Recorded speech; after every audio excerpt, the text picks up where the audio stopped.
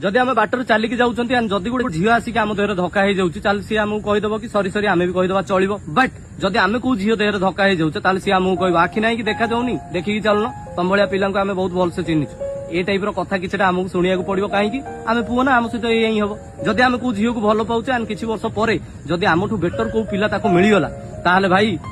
तू किए रे मुझे चिन्हनी तू मरीगले मत किसी फरक पड़ोनी ए टाइप किसी महान कथा आमको शुणा पड़ो कहीं ना आम पुओ ना आम सहित यही हम झील तो बासा है तार संसार करके तार खुशी रु ता चक्कर आम कैरियर बर्बाद हम एंड आम लाइफ भी खराब हो कहीं आम पुओ ना आम सहित यही हम जदि पुओ झील घर छाड़ी पलैंती एंड जदि से धरा पड़गले झील को तो से बुझेकी नहीं जाए किंतु आमको से 2 घंटा आंठेक बसिया पड़ो एंड आम माँ भौणी उड़ो सबतक दोष आम मुंडे लदा दरकार पड़े 2-4 चटकणी आम गाल भी बस कहीं आम पुओ ना आम सहित आ कौन बाल्टा हम।